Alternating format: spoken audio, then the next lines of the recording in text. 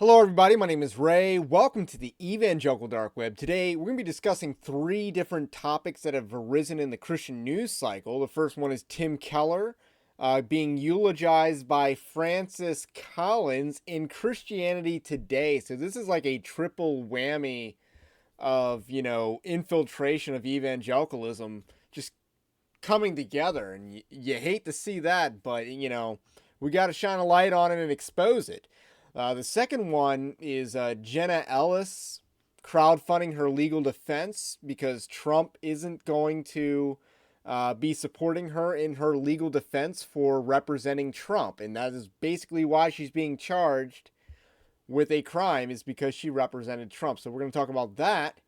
And lastly, a Republican congressman attacked Christianity and took a massive L. So we're going to talk about all three of these stories. But first, I want to let you know that Evangelical Dark Web is a Christian news gathering and commentary ministry. You can support us over at evangelicaldarkweb.org/join. That's where you can go for our Patreon-like system. But don't forget to sign up for that free Evangelical Dark Web newsletter that gives you Christian news in your inbox each and every day. But the least you can do is like this video, subscribe to the channel if you are new. So, this is a different format than a lot of the other videos or podcasts I do, that we're going to be covering multiple stories, 3 stories, and sort of a Christian news update. Let me know if you like this format. So let's start off with Christianity Today publishes Francis Collins' eulogy of Tim Keller. Now, you all know where I stand on Tim Keller. I believe he's a false teacher. And I've written in depth on that. I've done an entire video on that when he died. And we've already discussed this ad nauseum. And Francis Collins is a very evil man. I'll get to his resume in a second. So Christianity Today, let's start out talking about them, has long been a liberal publication masquerading as Christian. And on Tuesday, they might have sunk to a new low when they published an article of Francis Collins eulogizing Tim Keller. Tim Keller is a false teacher, of course. We've discussed that. Francis Collins, in contrast, has faced a lot of scrutiny from Christians for his negative influence on the church and broader world. This came to light because of, COVID-19. So the fact that Francis Collins' heretical theistic evolution organization Biologos is one of the more benign acts of evil he's committed is a real accomplishment. I mean that, sarcastically. But few fake Christian leaders have actual blood on their hand. Now, in a spiritual sense, many false teachers have blood on their hands. But, in an, body count sort of way, few have the blood on their hands that Francis Collins has. Francis Collins funded the gain-of-function research that gave way to COVID. Additionally, he has a record of supporting transgenderism, including on children. And that's linked, by the way.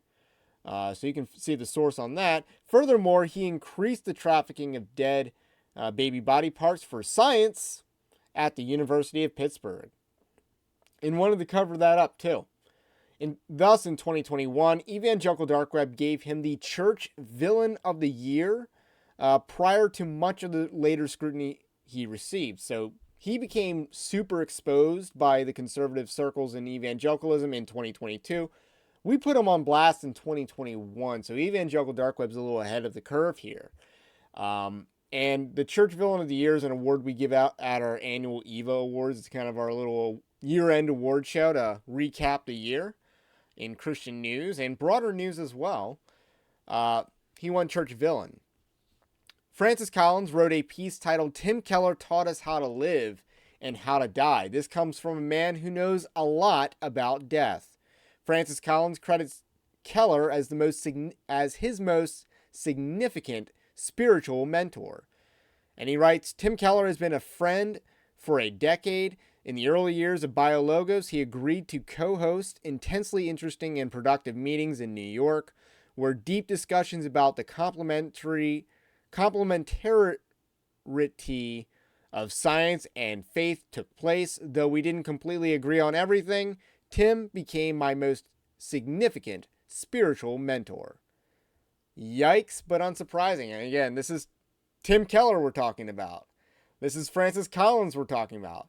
This is Christianity Today or Compromise Today we're talking about. Very unsurprising developments. So next we have a quickie, and that is Jenna Ellis crowdfunds her legal defense after Trump abandons her. The latest round of indictments coming after Trump has a long list of co-defendants in Fulton County, Georgia. They look to employ the RICO laws against Trump. RICO stands for Racketeering Influence Criminal Organization. RICO laws are generally used to combat organized crime like the mafia. Jenna Ellis was one of the Trump election lawyers and participated in Trump's failed legal challenges to the 2020 elections. And this participation has her freedom on the line as well. Again, she was a lawyer. She was doing her job, but that's, they're coming after her for that. Worth noting that, I haven't been the biggest fan of Jenna Ellis in the past, but on this, I will come out and support her. We'll go to the mattresses for her out here. Because, she's a sister in Christ. And while, she was on Trump's election lawyer team, which was way less serious and had a lot less prowess than his impeachment lawyer team, she does not deserve to go to jail for this. Not for this nonsense. This is really bad. She was part of John MacArthur's legal defense against the state of California, which landed an $800,000 settlement against the state. So John Cardillo, he's a DeSantis supporter, by the way.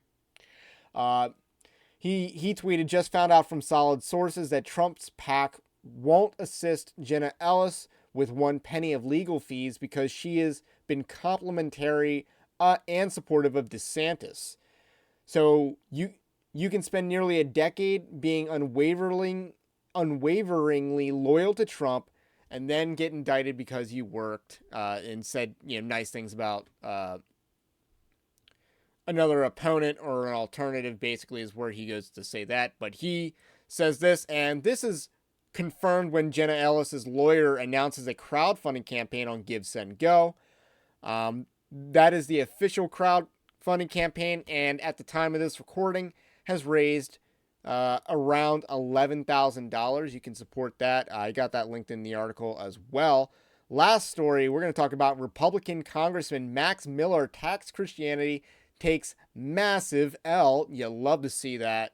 From the state of Ohio, Max Miller is a Republican congressman. During Evangelical Dark Web's review of primary elections, our writer noted, that's my brother, by the way, that Miller was a formidable candidate in the race. He was running particularly as one of the Republicans who supported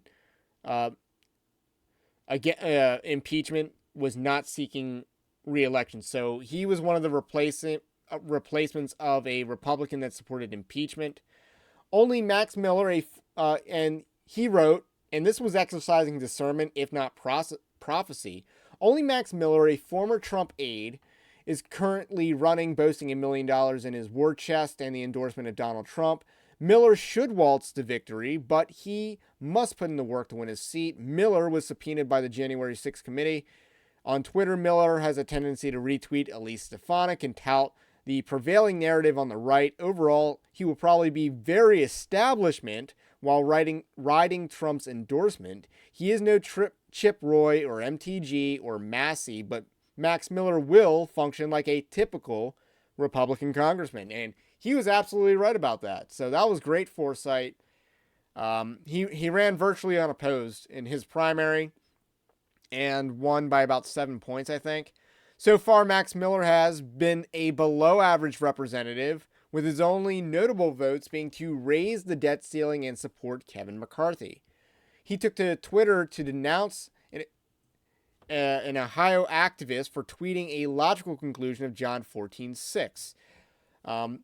Lizzie Marbach tweeted, there is no hope for any of us outside of having faith in Jesus Christ alone. So she's an Ohio activist, big in the Republican Party, apparently.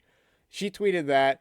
Max Miller responds and says, God says that Jewish people are the chosen ones, but yet you say we have no hope. Thanks for your pearl of wisdom today. And then he quote tweets that by saying, this is one of the most bigoted tweets I have ever seen. Delete it, Lizzie. Religious freedom in the United States applies to every religion. You have gone too far. That was seen by over 4 million people. Saw that tweet. That went pretty viral. And he got wrecked for that. We're going to talk about his ratio in a second. But let's just discuss the first claim. He's wrong on every count in this tweet that says the Jews are God's chosen people. No, the church is God's chosen people. So let's just be clear about that. The church is God's chosen people, and he calls Christianity bigoted. You know, I really don't care. Call us bigoted. Doesn't affect me whatsoever. Now, he had some backup from Representative Casey Weinstein. A lot of vowels in that last name, if you know what I'm saying. And he tweeted, we may be on opposite sides of the aisle, but I stand with Max on this. Delete it, Lizzie. So, you know, unsurprisingly, both congressmen denouncing the tweet are Jewish. Surprisingly, Ilhan Omar, the most conservative Democrat in Congress, came out in support of the Christian Post, not the outlet, but the Post, because they don't want to call them tweets anymore. And Ilhan Omar states, no, stating the core beliefs or principles of your faith isn't bigoted as Lizzie did. It's religious freedom, and no one should be scalded for that. It's also wrong to speak about religious freedom while simultaneously harassing people who freely express their beliefs. So Ilhan Omar having a rare, you know, it's more common for her because she's actually has one of the better voting records as far as Democrats in Congress go. It's ironic and surprising, but she does. But, you know, that's a W for her. That is a W. Now, it's worth noting, and this is where, you know, doing the Christian journalism thing comes into play, that Max Miller believed in capitalizing off of Ilhan Omar's unpopularity in the beginning of the Congress. So perhaps this is a form of dunking on a personal enemy. So basically, Max Miller, I believe, was one of the people behind the resolution to get her off of a committee in Congress. So she got kicked off a committee in part because of Max Miller. Ilhan Omar may be taking some, you know, vengeance on her political rival here. She's scoring points against him. And rightfully so in her case, because she's actually right. So two Jewish congressmen came out and attacked Christianity as bigoted, which is a mighty fine coincidence. Max Miller was ultimately ratioed into apologizing why Weinstein deleted his tweet.